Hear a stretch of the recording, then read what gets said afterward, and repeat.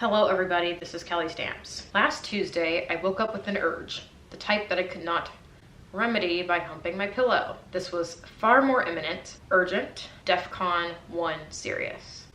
I wanted a fish taco. Based on my eating habits displayed in past videos, which include tiramisu, gas station nachos, and Carl's Jr. chicken stars, I think we can all agree that I'm a woman with refined taste. Which means that I know a good taco when I see one. So I have to tell you about how I know about this taco place. Short story, we love a good story time.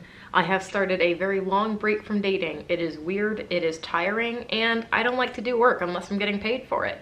Dating is work. I have been voluntarily celibate for a long time, and it is a lost art form.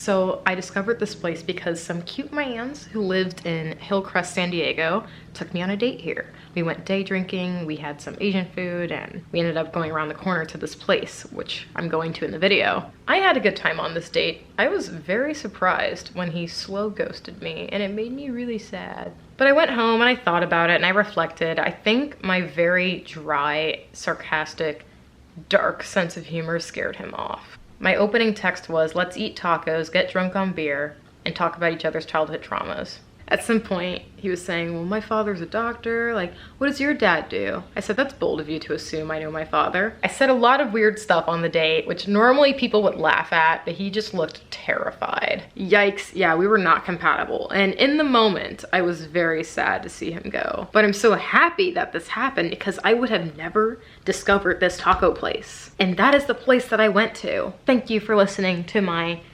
side story about being ghosted yet discovering the greatest taco place. If there's anything I want you to take away from my channel, it's that I do whatever I want, when I want, and I cannot be stopped. In this case, I wanted a taco, and it was in San Diego. So where did I go? I went all the way to San Diego. I decided to go on this great taco expedition just 3 hours before it happened.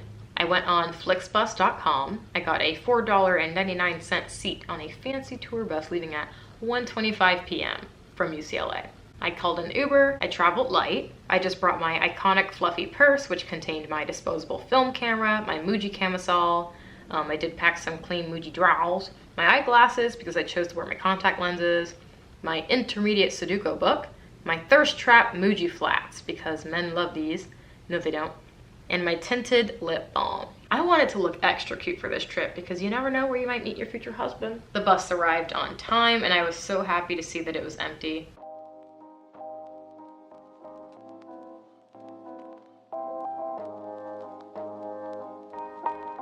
That was until this dusty man came and sat right next to me.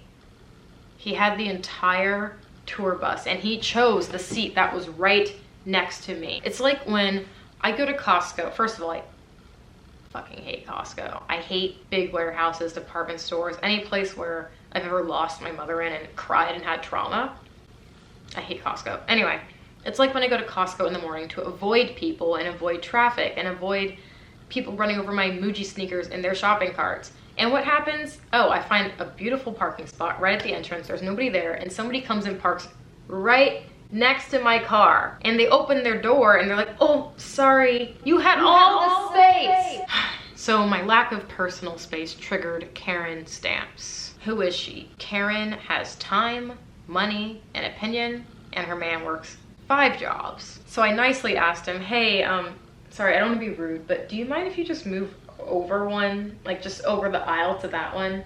I was really looking forward to just sleeping because this is a 4-hour ride. His response, oh, you could just sleep on me? Sorry, that was supposed to be Australian. That sounded just really weird. Oh, you could just sleep on me. I'm really bad at accents. He suggested that I just lay my head on his skin. I said that won't be necessary. So Karen is nasty, but with a smile. But was I being nasty? No. I asked him to move, he's just being a creep.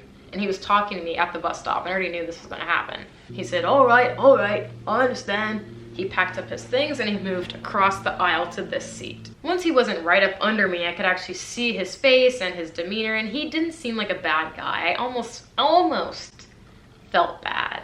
That was until he put his big stank feet in the air and my face was just one literal foot away from it. I love Karen stamps because normally I don't feel like it's my place to tell people what to do with their lives. I don't like to butt into people's business, but Karen, like I said, she has time and opinion and energy. If you watch my Instagram stories, I recorded this interaction. You saw me tell this guy, "That's not sanitary. I don't think you should be barefoot on the bus." He's like, "Oh, why not?"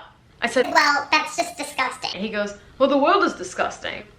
Then I remembered, it's only okay to use Karen stamps as a weapon when it makes sense. I paid $4.99 for this bus ticket. I'm not really in the place to be going off at somebody else right now. It isn't like it's a private jet. So I took my broke ass and moved up 3 seats. Finally, I enjoyed my ride to San Diego. No foot in the air. I did some Sudoku. I listened to some Blackpink. I slept most of the way.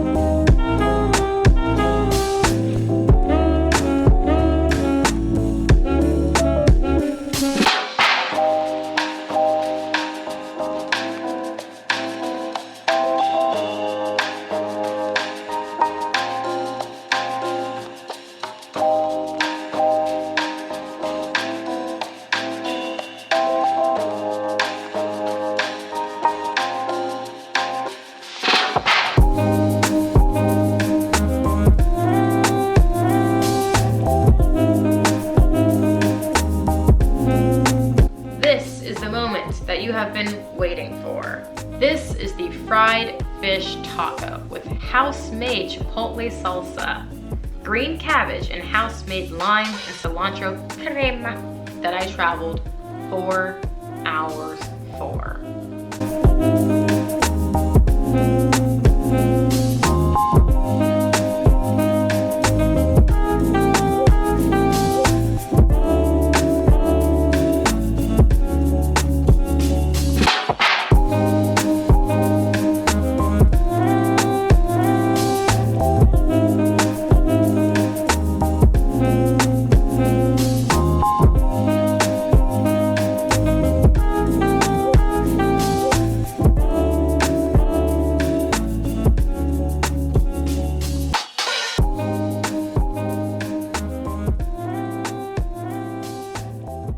So yeah, go and it's happy hour. But in my life, every day is happy hour. I am just happy to be alive, breathing, have a roof over my head, access to clean water, shelter, and I'm an American citizen. I am as privileged as it can get.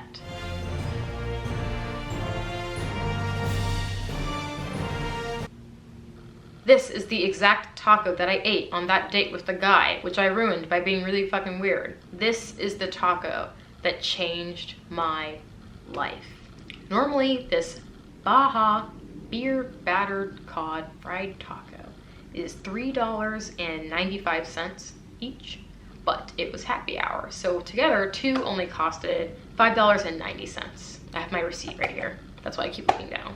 So little old me is just walking around San Diego, not a care in the world, and I'm just thinking, what now? I'm bored. Should I take an Amtrak ticket back to LA? So I decided to just walk around, get some ice cream, and then I felt something behind me, like a person.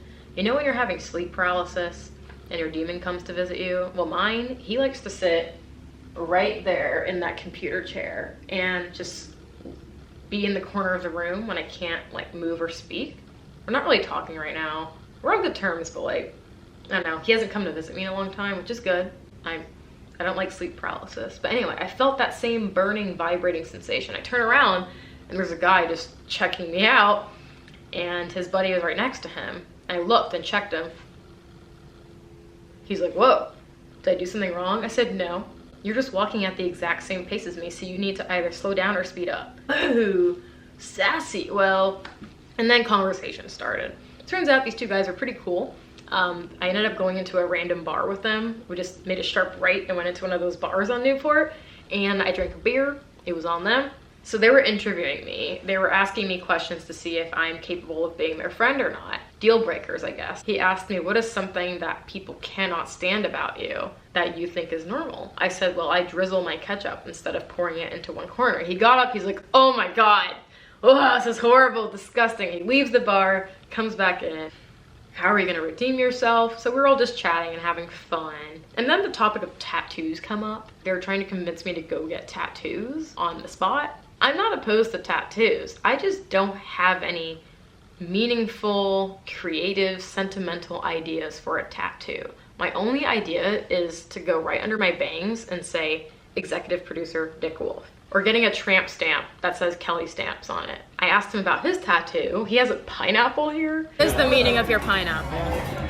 It's an industry for the hospitality. Like, for me, like... Anyway, so there was just like mild flirting going on. I performed a K-pop routine, and then I texted my friend Summer, and I was like, hey, it's late. No trains are going out. Can I stay in your vacant apartment? And she said, sure.